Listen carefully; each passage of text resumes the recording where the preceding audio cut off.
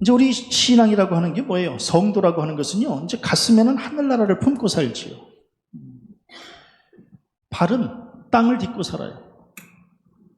이게 잘 맞으면 좋은데, 이게 착착 안 맞아요. 예. 그러니까 아주 쉬운 일은 믿음도 가져야 되는데, 먹고도 살아야 돼요. 그러니 이걸 어떻게 쓰면 좋겠어요?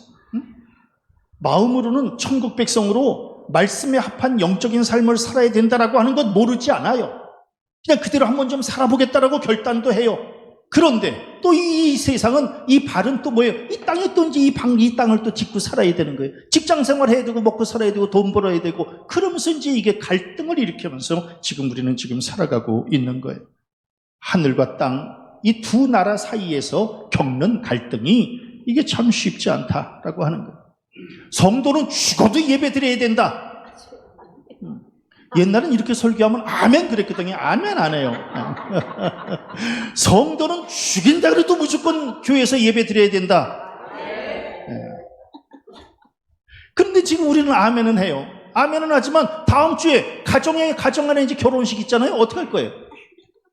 다음 주에 가정에 결혼식이 있으면 그 결혼식에 주일날 참석할 거예요? 아니면 예배를 올 거예요? 네? 아니 왜 아까까지만 해도 그렇게 당당하더니. 그러니까 이게 쉽지가 않다니까요. 응?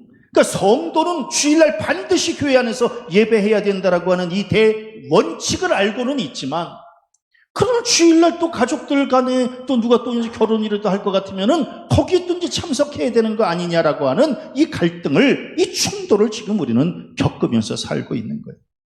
옛날에, 죄송해요. 제가 또 옛날 얘기해서, 옛날에 저 어렸을 때는요, 우리 담임 목사님이 주일날 가게도 못 가게 했어요. 돈 못 쓰게 했어요. 응? 양 장로님 고개를 끄덕거리시는 거 보니까 장로님도 그런 시절이 있었잖아요. 예. 저희 담임 목사님이 절대로 주일날 돈 쓰지 말라 그랬어요.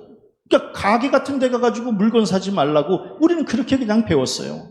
저희 어머니 생선 장사를 하시는데 토요일 저녁만 되면은 생선이 남잖아요. 근데 주일날은 장사 못 하잖아요. 그러니까 그냥 토요일날 저녁에는 그 옆에 장사하시는 분들 생선 다 나눠줬어요.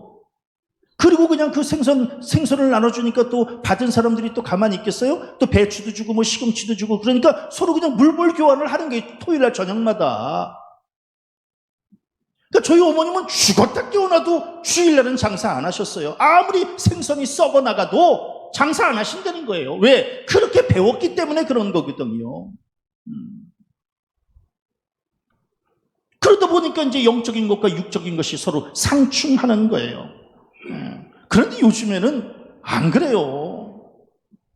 그냥 그리스도인과 비그리스도인의 이 차이가 별로 없어요. 응? 뭐 아무리 예배 드리는 날이라도 바쁜 일 있으면, 세상 일 있으면 그냥 거기 가는 거예요. 뭐 주일 껴서 그렇게 휴가를 가지 말라고, 월요일날 갔다가 금요일로 오라고 2주 전에 이렇게 얘기를 했는데도 안 들어요. 그냥 주일 껴서 그냥 휴가 가는 거예요. 이 주일 무서운 줄 몰라. 그냥 내 맘대로야. 그냥 가. 그리고 또 가면서 또 그냥 가면 또 괜찮은데 꼭 전화해서 뭐라 그래요? 목사님 영상으로 예배할게요. 이제. 그러니까 이걸 어떻게 했으면 좋겠어요. 우리 성도님들, 주일날은 반드시 예배해야 된다. 이 원칙을 지키실 수 있겠어요? 이거 굉장히 쉬운 문제는 아니에요. 쉬운 문제는 아니에요. 그래서 격세지감을 느껴요. 제 나이임에도 불구하고 참 세월 많이 바뀌었다. 그러다 보니까 이제 목회하기가 점점 힘든 거예요. 옛날엔 교인들 말 잘 들었거든요. 주일날 반드시 예배하세요. 그러면 무조건 그냥 아멘. 요새는 안 그래요. 목사님 시대가 어떤데, 주일날 결혼식도 있고 그냥 바쁜데 휴가도 가야 되고, 그런데 목사님 어떻게 그냥 반드시 예배를 드릴 수 있나요? 때에 따라서, 상황에 따라서 우리가 알아서 할게요. 걱정하지 마세요. 이제 율법주의에 빠져서 신앙의 원칙만을 내세우는 것도 문제예요. 제가 지난 2주에 걸쳐서 바리새인과 율법학자들에 대한 이러한 그 율법주의가 갖는 폐해에 대해서 말씀을 드렸잖아요. 그러니까 율법주의에 빠지지는 말아야 돼요. 맞는 말씀이에요. 그렇다고 또 인본주의에 빠져서 또 세상에 그냥 세상과 타협하려고 하는 것도 문제거든요. 그러니까 우리는 지금 율법주의와 인본주의 사이에서 이걸 어떻게 이걸 균형을 맞춰갈 것인가, 이게 지금 우리의 고민이기도 한 거예요. 율법주의는 뭐예요? 자유의지를 꺾어요. 아주 쉬운 예로 최 목사가 이제 율법주의에 빠지면 주일날 반드시 예배하셔야 됩니다. 예배 안 드리고 나가면은 다리 부러져요. 이제 이렇게. 그러면 이제 모든 교인들은 다리가 부러지는구나. 그러면 그냥 찍소리 말고 그냥 주일날 예배를 드려야 되는구나. 그럼 우리에게는 자유의지조차도 없는 거구나. 이제 이렇게 해서 율법주의를 내세우면 자유의지가 꺾여요. 이것도 큰 문제예요. 그러면서 또 뭐예요? 무조건 믿어요. 맹목적으로 그냥 무조건 믿어요 하면서 그냥 이 교인들을 신앙의 울타리 안에다가 가둬두려고 하는 거예요. 이게 이제 율법주의가 갖는 폐해예요. 그 다음에 또 이제 율법주의를 또 강조하면 또 어떤가요? 하나님의 뜻을 곡해하게 만들어요. 하나님의 뜻보다 최 목사의 뜻을 더 앞세우는 거죠. 그러면서 그냥 최 목사의 고집, 최 목사의 이 강조, 이러면서 그냥 막 교인들을 막 억압해요. 그러다 보니까 하나님의 뜻은 없고 그냥 목사님의 뜻만 있어요. 이렇게 그냥 가르치기가 쉽다라고 하는 거예요. 그 다음에 율법주의에 빠지면 뭐예요? 사회로부터 고립시킬 염려가 있어요. 직장 생활 하지 마세요. 주일날 직장, 옛날에는 교인들이 어디 직장을 구할 때에 주일은 어떻게 해야 됩니까? 이렇게 해서 만일에 주일날 나오셔야 됩니다. 그러면 직장 안 다녔어요. 그거 아세요? 우리 옛날에 다 그렇게 하면서 살았어요. 근데 요새는 주일날 예배 어떻게 해야 돼? 이거 물어보지도 않아요. 주일날 나오라 그러면 나가고,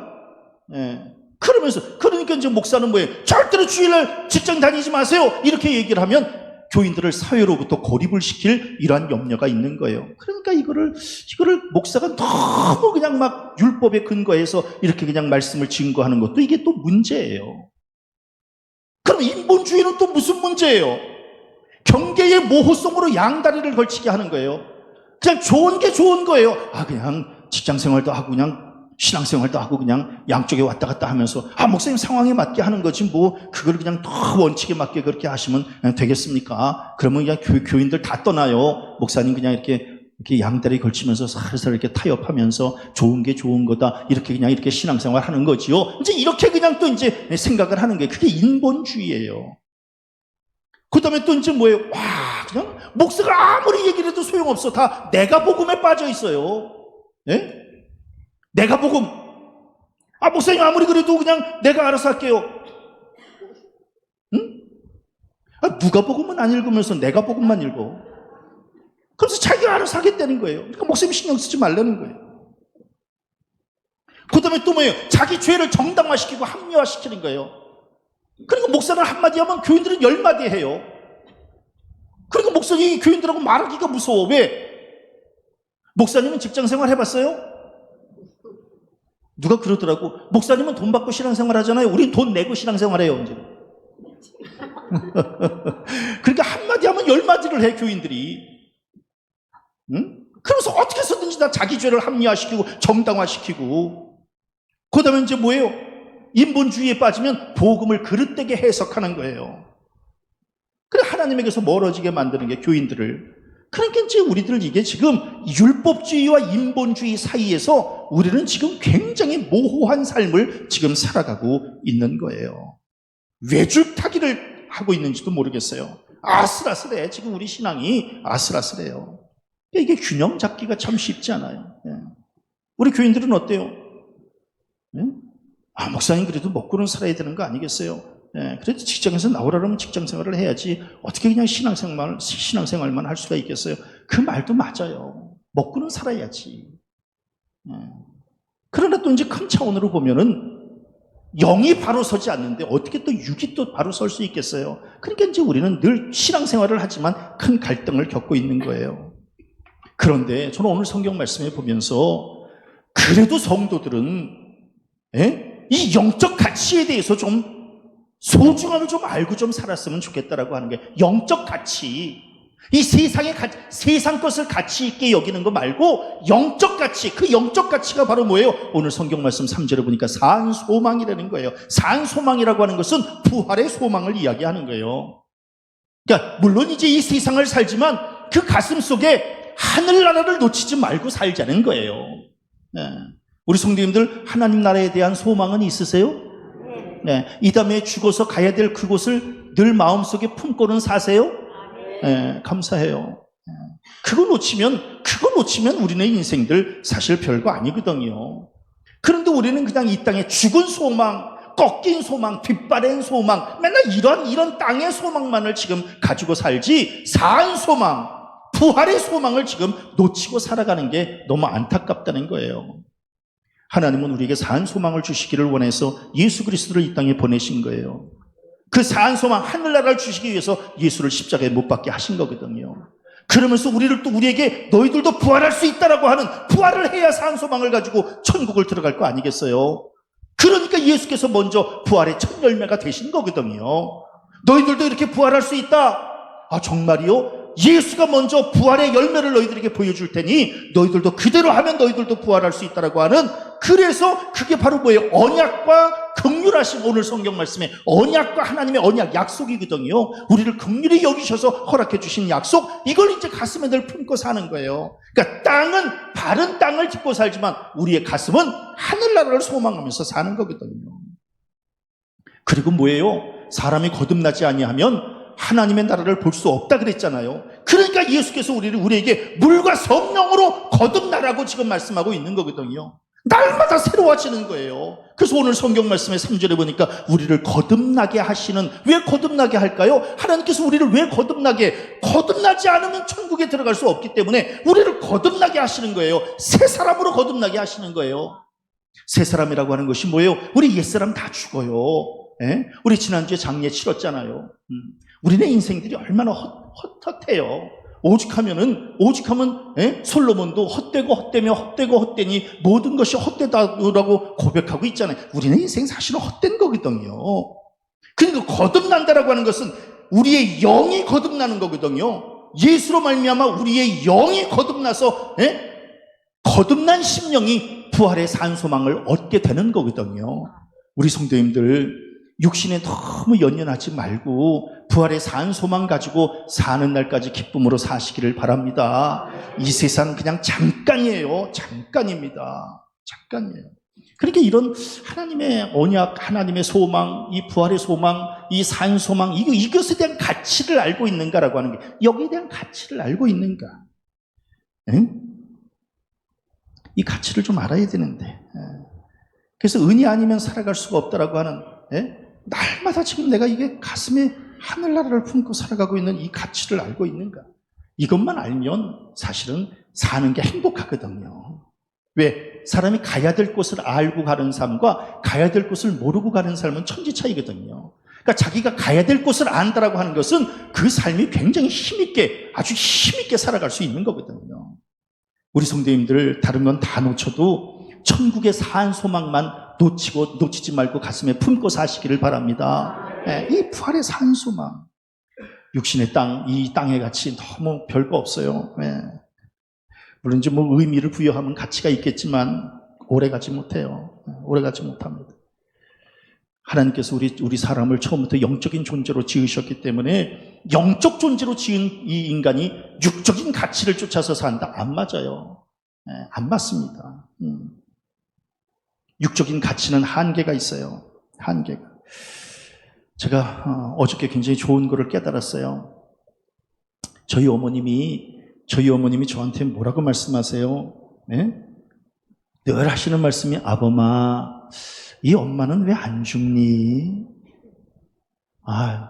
사는 게 좀 지루하다.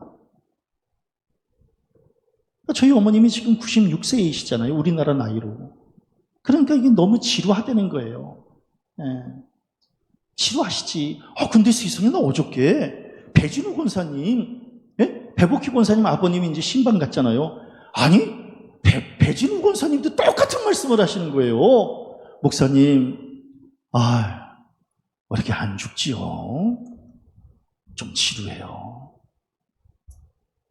그래서 아하, 96세, 97세 정도가 되면 다 똑같은 말을 하는구나. 예. 나 어저께 그거 깨달았어요. 난 우리 어머님만 특별해가지고 그렇게 말씀하시는 줄 알았더니 배준일 권사님도 그 말씀을 하시는 거 보니까 아하, 이게 96세, 95세 정도 되면 이거 다 똑같은 말을 하는구나. 좀 지루하구나. 양 소장로님 막 지금 사는 게 막 짜릿짜릿하고 막 좋죠? 장로님이 이제 80대라서 뭐 이제. 근데 이제 장로님도 이제 95세, 97세 이제 이 정도가 되면은 이제 아마, 뭐 그때까지 뭐 최 목사가 뭐 먼저 갈지 모르겠지만, 목사님 말씀처럼 정말 조금 지루한데요. 이제 이렇게 아마 말씀하실 것 같아요. 왜냐하면 지금 벌써 제가 두 사람 만났잖아요. 우리 어머님하고 배준호 권사님 만나서, 아마 이제 또 다른 분들 또 만나면 또 그럴 것 같아요. 목사님, 조금 지루해요. 이렇게 사는 게. 그러니까 왜 우리는 인생들이 좀 헛헛하거든요, 사실은. 네. 그런데 그런 존재이기 때문에 하나님이 영적 본능을 심어줘서 뭐라고 말씀하시느냐면 오늘 성경에 썩지 않고 더럽지 않고 쇠하지 않고. 예? 그러니까 지금 너희들이 지금 이렇게 육적인 존재로 살아가는 것은 미안하지만 그건 썩을 것이고 더럽혀질 것이고 쇠하게 될 것이라는 거예요. 근데 부활의 산 소망을 가지고 사는 사람들은 썩지 않고 더럽지 않고 쇠하지 아니할 유업, 이게 뭐예요? 하나님 나라예요. 하나님의 나라는 썩지 않고 더럽지 않고 쇠하지 아니할 그 나라를 가슴에 품고 살라는 거거든요. 근데 우리는 너무 물질의 가치에 그냥 너무 물질적인 가치에 매달려서 살아. 사실 별거 아니거든요, 물질. 한번 좀 돌아보세요. 예? 이 정도 나이가 좀 되다 보니까 물질보다 더 중요한 게 있구나, 이거를 이제 깨닫게 되는 거거든요. 근데 이제 여전히 그냥 땅의 물질에 너무 연연해서 그렇게 살아가는 모습을 보면 조금 안타까워요. 그 돈에 너무 매달려서 살지 마시고 자신의 영적 존재의 가치를 느끼면서 살아보세요. 너무 돈에 그냥 막 돈 거리지 않았으면 좋겠어. 또 세상의 윤리와 도덕에 맞춰서 막 잘 살잖아요. 최 목사도 얼마나 도덕적으로 살아요. 윤리적으로 그냥 빈틈없이 한번 좀 살아보려고. 아이고, 돌아보면 죄인이에요. 응? 아무리 내가 뭐 윤리적으로 도덕적으로 막 그냥 뭐 정말 상식적으로 합리적으로 한번 살아본다 그래도 말씀의 거울에 비춰보면 죄인이고 허물투성이고요, 허점투성이고요, 다 그래요. 다 그렇습니다. 나는 절대로 안 늙을 거야. 거울 보세요. 낯선 사람이 내 앞에 서 있어요. 예? 거울 보세요. 자기는 맨날 자기 얼굴 보니까 늙지 않은 것처럼 보여질 뿐이에요. 오랜만에 보는 사람이 꼭 하는 얘기가 있어요. 많이 늙었다고. 예. 응? 오랜만에 보는 사람은 그 차이를 확 느껴요. 근데 자기는 맨날 자기 얼굴 보니까 안 늙었는 줄 알잖아. 예. 우리네 인생들 아무리 가꾸고 찍어 바르고 소용없어요. 늙어요. 그렇게 옛날에 그렇게 이뻤던 영화 배우들도요, 늙으니까 다 똑같아. 제가 한 가지 깨닫는 게 있어요. 어저께 강금옥 권사님 얼굴 보면서 우리 어머님 생각이 났어요. 똑같아. 늙으면 다 똑같아져. 아멘 안 해도 똑같아. 그러니까 그냥 우리들 그냥 그래서 영적 가치를 가슴에 품고 사는 게 이게 최고라는 거예요. 늙으면 다 똑같아져. 그런데도 불구하고 마치 어린애가 불량식품에 자꾸만 손이 가듯이 썩을 것, 더럽혀질 것, 쇠하게 될 것에만 자꾸만 솔깃하면서 사는 거예요. 네? 불량식품 같은 거예요. 그냥 막 거기만 막 마음이 가는 거예요. 사실 그거 살리는 거 아니거든요. 불량식품 죽이는 거거든요. 오래 가는 것도 아니에요. 금방 사그라들 거예요. 그럼에도 불구하고 애들은 판단 능력이 없으니까 자꾸만 거기에 손이 가는 거거든요. 근데 지금 우리는 살 만큼 살았잖아요. 살 만큼 산 우리들도 너무 땅의 것에, 썩을 것에, 더럽혀질 것에, 쇠할 것에 자꾸만 이렇게 손이 가는, 아직도 언제까지 그렇게 살 것인가라고 하는 거예요. 잠시 있다가 없어지는 거 우리네 인생 아니겠어요? 너무 연연하면서 살지 말고요, 그냥 날마다 기쁨 놓치지 말고 사세요. 다 이래 살아 한평생, 저래 살아 한평생, 다 똑같아요. 그래도 기왕이면 영적인 삶을 살다가 한평생 사는 게 행복하지 않겠어요? 너무 육적으로 그냥 죽어라 그러지 않았으면 좋겠어요. 네. 그런데 부활의 산 소망은 좀 재미없어요. 밋밋해요. 밋밋해. 보암직도 하지 않고요. 먹음직도 하지 않아요. 매력적이지도 않아요. 그러니까 이게 주일날 아침에 이렇게 와서 예배 드리는 건 좀 고리타분해요. 뭐 때문에 나오셨어요? 휴가 가시지. 휴가가 짜릿하잖아요. 응? 지금 이 시간에 경부고속도로를 달리고 있다고 생각해 보세요. 가슴이 막 두근두근거리지 않나요? 지금 이 시간에 어디 맛집 찾아가지고 이제 점심시간도 다 됐겠다. 맛집 찾아가지고 좀 이렇게 이게 막 입에 막 침도 돌고 막 좋잖아요. 그런데 이제 와서 앉아서 이렇게 예배 드리고 예배 끝나면 이제 기껏해 국수나 한 그릇 먹는 거 아니겠어요? 이게 고리타분하거든요. 그럼에도 불구하고 우리는 여기에 지금 영적 가치를 두고 지금 예배하고 있는 거거든요. 난 이게 감사되는 거예요. 내가 비록 진수성찬의 밥은 못 먹어도, 내가 좀 화려한 거 보지는 못해도, 내가 육적인 쾌락은 누리지 못하고, 이래도 내가 하나님의 말씀으로 한번 좀 살아보겠다고 기도하고 예배하고 찬송하는 존재로 이렇게 지금 서 있다라고 하는 이 자체가 감사한 거 아니겠어요? 난 그렇게 살고 싶다는 거예요. 그러면서 뭐예요? 내가 너희를 위하여 거처를 예배하러 가노니 가서 너희를 위하여 거처를 예배하면 내가 다시 오신다는 거예요. 너희를 내게로 영접하여 나 있는 곳에 너희도 있게 하리라. 우리를 천국으로 올려주시겠다는 거예요. 응? 우리 이 땅에서 집안의 평수가 몇 평이고 맨날 아무리 그래봐야, 우리 입관 예배 지난주에도 입관 예배를 드렸잖아요. 아무리 무슨 평수 얘기해봐야 그냥 관 하나에 그냥 들어가는 거예요. 우리 사실 평생 얼마나 수많은 옷을 입고 살아요. 그러나 죽을 때는 그냥 수의 한 벌 그냥 거치고 가는 거예요. 그나마 또 화장터에 가면 다 그냥 또 재로 변하는 거예요. 이게 우리네 인생이에요. 그런데 우리네 인생이 그래도 의미가 있는 것은 우리의 가슴에는 천국 하늘나라를 지금 품고 살기 때문에 의미가 있는 거라는 거예요. 하나님께서 그렇게 우리를 처음부터 지으셨다는 거예요. 그래서 내가 다시 올 것이라는 거예요. 그래서 오늘 성경 말씀 5절에 보니까 말세에 나타내기로 예비하신, 반드시 그때 말세에 온다는 거예요.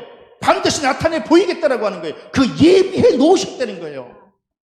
우리 성도님들, 여기서도 지금 이렇게 만나서 함께 신앙생활하는 거 감사하지만 천국에서 함께 만나요. 천국에서. 전 그게 제일 걱정이야. 우리 교인들이 초 목사님 어디 가셨어? 못 오셨나? 이제. 천국에서 저 좀 찾아서 같이 만나요. 그리고 여기서 이제 서로 관계 안 좋고 막 싸우고 이런 분들은요, 천국에서 같은 속으로 묶어 놓을 거니까 그런 줄 알아. 천국에서 산다라고 하는 게 얼마나 행복한 일이에요. 근데 놀랍게도 오늘 성경 말씀에 보니까 예수 그리스도의 부활을 믿고 사한 소망을 가진 자에게 하나님의 능력으로 보호해 주시겠다라고, 구원해 주시겠다라고. 이것처럼 감사한 일이 어디 있어요? 우리의 신앙의 목표는 구원이거든요. 믿음의 상급도 구원이에요. 구원은 우리의 마지막 소원이에요. 마지막 목표지요. 구원이야말로 썩지 않고 더럽지 않고 쇠하지 아니할 하나님의 약속 아니겠어요? 그 약속 가슴에 품고 사는 거예요. 저는 세상에서 이제 우리 환갑 넘고 이렇게 살면 많이 산 거 아니겠어요? 초 목사는 특별히 40대의 어려움을 겪고 50대의 어려움을 겪고 이제 이래서 그런지 원이 없어요. 너무 감사해. 지금 완전히 보너스 삶을 지금 사는 것 같아. 보너스 삶. 그러니까 그냥 하루하루가 그냥 행복한 거예요. 이 땅에서 사는 것도 행복하지만, 제가 늘 말씀드리잖아요. 세월 가는 게 너무 좋은 거야. 벌써 8월이야. 너무 감사해요. 8월이. 응? 8월. 얼마나 감사해요. 하나님 나라에 올라갈 거 생각하면 너무너무 감사해요. 그래서 오늘 성경 말씀 4절에 보니까 곧 너희를 위하여 하늘에 간직한 것이라. 우리가 죽어서 이 땅에서 끝이 아니라 너희를 위하여 하늘에 간직한 것. 아니, 간직이라고 하는 것이 뭐예요? 귀한 것이기 때문에 간직하는 거 아니겠어요? 귀하지 않은데 간직하겠어요? 귀하지 않은데 그걸 뭐하러 간직해요? 천국의 구원의 약속이 귀하기 때문에 간직한 것이라는 거거든요. 저는 우리 성도들 이 구원의 가치는 굉장히 소중한 거예요. 절대로 놓치지 말고 사세요. 하나님은 그 구원을 입으로 고백하는 자에게만 구원 허락해 주신다 그랬어요. 그러니까 그냥 눈 뜰 때 눈 감을 때 계속해서 하나님의 구원의 이 약속만큼은 놓치지 말고 사시기를 바랍니다. 그럼 목사님, 구원을 가슴에 품고 살면 시험도 없나요? 고난도 없어요? 왜 고난이 없어요? 오늘 성경 말씀 보세요. 예. 가슴에는 하늘나라를 품지만 발은 땅을 디뎌요. 발을 땅에 딛는 이상 시험은 피할 수 없어요. 절대로 시험은 피할 수 없습니다. 시험은 살아있는 자가 받아야 되는 필수 과정이에요. 그 목사도 시험을 겪어야 되고 교인도 시험을 겪어야 돼. 이거는 그럼 목사님 시험은 언제 끝나나요? 죽어야 끝나. 시험과 고난은 죽어야 끝나요. 근데 그 시험도 그냥 시험이 아니에요. 오늘 성경 말씀의 6절에 보니까 여러 가지 시험이에요. 엄청 여러 가지 시험이 와요. 이루 말할 수 없는. 예. 왜? 생명이 있는 한 고난과 시험은 멈춰지지 않기 때문에 그래요. 그래서 저는 인생은 산 넘어 산이다. 산 하나 넘었다고 안심할 거 없어요. 또 다른 산이 우리 앞에 놓여져 있어요. 산 넘어 산이에요. 그래도 감사한 것은 감당할 만한 시험만 주시고 시험 당할 즈음에 피할 길도 주신다고 그랬으니 그냥 그게 감사한 거지. 시험을 피할 수는 없어요. 단지 감당할 힘을 주시는 것, 그 힘을 덧입어서 이겨낼 수 있는 것뿐이지 시험은 없어요. 제가 오늘 그냥 우리 교인들한테 1인당 5만 원씩 주고 애기 한번 할게요. 그냥 그러지 않아도 그냥 돈 다 준비했어요. 5만 원씩 이렇게 다 나눠줄 준비. 제가 뭘 깨달았느냐, 요거 깨달은 것만 제가 하나 얘기할게요. 동영상을 하나 이제 지난주에 보내왔어요. 아기 난 지 이제 화요일 날 나서 이제 한 5일 됐어요. 그런데 이제 동영상을 하나 보내줬는데 아주 평안하게 이렇게 자요. 그래서 이제 제가 이제 그 동영상을 아직 아기 보지도 못했어요. 근데 이제 동영상을 이렇게 보면서 뭐라 그랬냐면, 아유, 너는 근심도 없고 고통도 없겠구나. 그냥 뽀얗게가지고 그래서 너는 근심도 없고 고통도 없겠구나 그랬더니 세상에 그 동영상에서요 애가 우는데 울어요. 깜짝 놀란 거예요. 아, 너도 고통이 있구나. 너도 배가 고프고 너도 오줌 싸고 너도 잠자리가 편치 않고 그래서 너도 우는구나.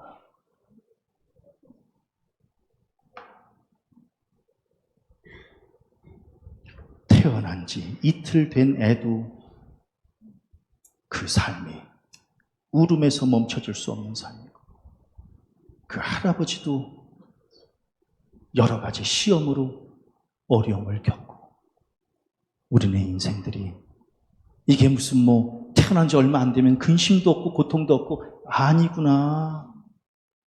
모든 인생은 다 여러 가지 시험으로 힘들어하는구나. 아멘. 아멘 한 사람들한테는 5만 원씩 안 나눠주기로 했어요. 왜? 은혜 받았으니까. 아멘. 네. 여보, 다시 돈 넣어놔도 되겠어요. 네. 아휴, 우리네 인생들이 갓난 애기도 근심과 걱정, 나이 먹은 우리들도 근심과 걱정. 그런데 넌 너무너무 감사한 게 있어요. 오늘 성경 말씀에 보니까 근심은 잠깐이고 기쁨은 크다는 거예요. 그래서 저는 이 말씀 보면서 그냥 가슴이 철렁 내려앉은 거예요. 우리는 보통 무슨 생각을 해요? 기쁨은 잠깐이고 근심이 크다고 우리는 생각하면서 지금 이렇게 살고 있잖아요. 근데 하나님은 그게 아니라는 거예요.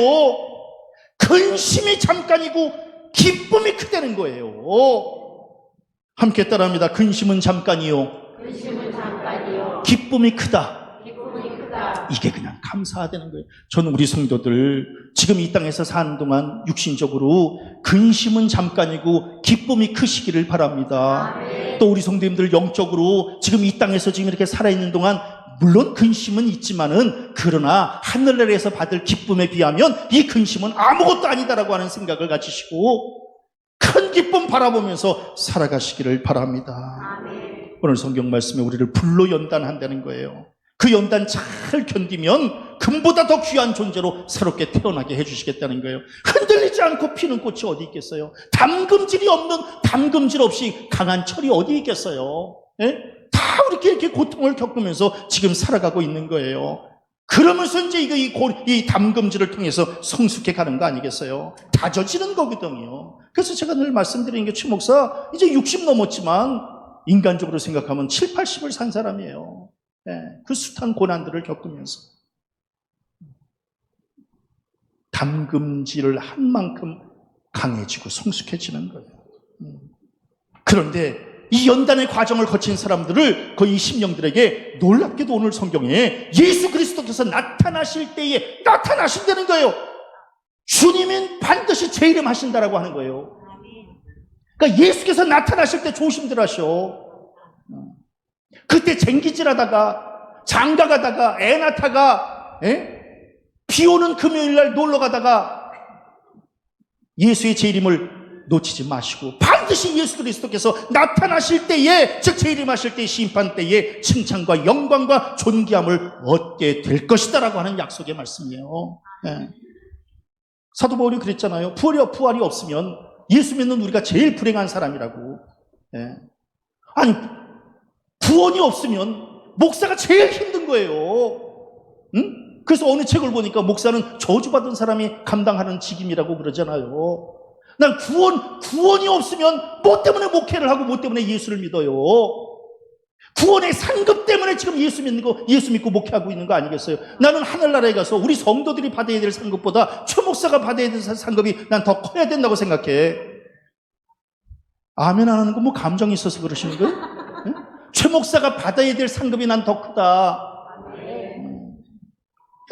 그 상급을 바라보며 지금 이렇게 살아가고 있는 거예요. 네. 오늘 성경 말씀에 뭐라고 기록하고 있어요? 예수 그리스도를 눈으로 직접 보지는 못했지만 예수를 사랑하는 고백을 품고 예수를 믿고 있는 너희들, 우리도 마찬가지 아니겠어요? 우리가 예수를 눈으로 보지 못했어요. 그러나 예수에 대한 고백을 지금 이렇게 품고 살아가고 있어요. 우리 성도님들 꼭 예수를 눈으로 봐야만 믿는 거 아니에요. 예수께서 뭐라고 말씀하셔요? 너는 나를 본고로 믿느냐? 보지 못하고 믿는 자들은 복되도다. 응? 우리는 육신의 예수를 보지는 못했지만 하나님의 언약을 가슴에 품고 사는 거예요. 그래서 지금도 나를 도우시는 하나님을 체험하면서 사는 거예요. 우리에게 구원을 주시는 예수님의 사랑을 날마다 고백하면서 사는 거예요. 보는 것은 믿는 게 아니에요. 보이는 것을 믿는 것은 믿는 게 아니야. 그냥 아는 거지. 보이지 않는 것을 믿는 게 믿는 거예요. 우리 예수를 보지는 못했지만 지금도 우리에게 역사를 통해서, 꿈을 통해서, 자연을 통해서, 말씀을 통해서 계시하시는 그 예수를 지금 막 짜릿짜릿하게 느끼면서 사는 거거든요. 저는요, 어떤 고백이 필요한가? 다른 사람들한테 예수 보고 싶으면 나를 봐라. 나 이런 고백을 하면서 살아요. 우리 성도님들은 그런 정도의 고백 없으세요? 예수를 보고 싶으면 나를 봐라. 예수께서 어떻게 살아 역사하시는가를 보고 싶으면 나의 삶을 봐라. 응? 이 정도의 고백은 좀 갖고 살아야지. 내가 예수의 산 증인이다. 예수께서 어떻게 치료하시며 어떻게 축복해 주시고 한 가문을 어떻게 일으켜 세워주시는가를 보고 싶으면 나를 봐라. 아멘. 이건 놀라운 말씀이에요. 제가 그냥 간증 하나만 드릴게요. 간증. 이거 또 5만 원 또 준비해야 되는데. 제가 어렸을 때부터 우리 집에 가훈이 있다면, 저희 집은 가훈도 없었어요. 우리 양장로님 집안에 가훈이 있었어요. 그래서 가훈 붓글씨를 써서 이렇게 붙였었어요. 장로님 댁은 뼈대 있는 집안이었나 보다. 뼈대 있는 집안들은 가문이 이렇게 있잖아요. 우리 이상기 장로님 이렇게 붓글씨를 써서 딱 붙였어요? 없었어요? 장로님은 뼈대는 없는데 뼈대는 굵잖아요. 장로님 저희 집도 이게 없었어요. 없어가지고 이제 만일에 우리 집에 가훈이 있다면 하나님의 영광을 위하여, 이게 이제 제가 가장 좋아하는 그런 말이거든요. 그래서 어렸을 때부터 하나님의 영광을 위하여. 그러니까 내가 사는 것은 그냥 한평생 하나님의 영광을 위하여 이제 이렇게 산다. 이렇게 그냥 늘 마음을 먹고 애들한테 가르치지도 못했어요. 부끄러워서. 뭐 아빠가 뭐 그렇게 뭐 대단하게 하나님의 영광을 위해서 사나요? 그러니까 그냥 내 마음속으로 그냥 하나님의 영광을 위하여 산다. 이렇게 그냥 늘 마음을 먹고 있었어요. 그런데 아들이 아빠 저기 애기 이름을 뭘로 지을까요? 이러더라고요. 그래서 아빠한테 물어보지 말어. 그저 장인 장모한테 가서 한번 좀 왜냐하면 또 딸 가진 집안은 또 그런 것도 이렇게 좀 이름도 지어보고 그렇게 쉽지 않겠니? 그러니까 그냥 어른한테 그냥 이렇게 지어달라고 그래. 이제 이랬더니 네. 그래서 이제 그쪽에다 이제 이름을 부탁했더니 내가 왜 이름을 짓느냐고 목사님한테 지어달라고 그래서 이제 목사님한테 하래요. 그래서 내가 아빠는 이름 못 짓는다. 그러니까 그냥 니네들이 그냥 니네들이 키울 거니까 니네들이 그냥 이름을 줘. 이랬더니 세상에 하영이라고 이름을 줘. 깜짝 놀란 거예요. 그러면서 하나님의 영광을 위하여 그래서 하영이라고 이름을 줬다는 거예요.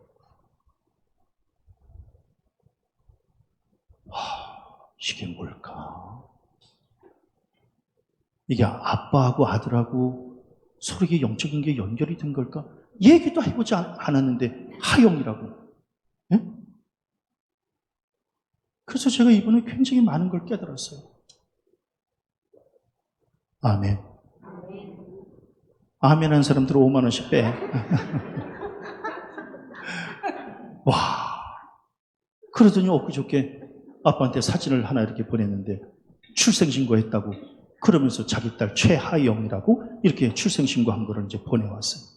그래서 하나님이 한 가문을 어떻게 일으켜 세우는지를 보고 싶으면 나를 보고 하나님이 지금도 어떻게 살아서 역사하시는가를 보고 싶으면 나를 바라라고 하는 그런 산 증인들 되어지시기를 바랍니다. 그러면서 오늘 성경 말씀 9절에 보니까 믿음의 결국은 곧 영혼의 구원이다 이렇게 말씀하고 있는 거예요. 그러니까 이게 구원받았다라고 하는 이 큰 자부심을 가지고 영적 가치를 가지고 살자라고 하는 거예요. 왜? 믿음의 결국은 곧 구원의 확증이거든요. 근데 구원의 확정을 가지면 이 세상에서도 형통하게 사는 거거든요. 그러니까 영적인 것을 더 소중하게 여기면 육적인 것도 하나님께서 공급해 주시는 거거든요. 그래서 영혼이 잘된 같이 범사가 형통하게 되는 거거든요. 그걸 몸으로 체험하면서 이제 살아보자는 거예요. 자, 우리 성도님들, 우리는 이제 이렇게 살아있는 동안 또 땅을 딛고 또 살아요. 힘들죠. 힘들어요. 그러나 가슴에 하나님 나라를 품으면 또 그게 또 영적 에너지가 돼서 살만해요. 인생 살만합니다. 한 번 살만해. 2번은 살 게 못 됩니다. 그것만 아세요? 인생 2번 살 건 못 됩니다. 한 번은 살만해요. 근데 그 한 번도 하나님이 나를 영적 존재로 지어주셨기 때문에 살만하다라고 하는 거예요. 그걸 가슴에 품고 부활의 산소망 품고 썩지 않고 더럽지 않고 쇠하지 아니하는 구원의 믿음을 가슴에 품고 날마다 기쁨으로 충만한 하나님 안에서 풍성한 삶을 살아나가는 복된 성도들 되시기를 주님의 이름으로 간절히 축원합니다.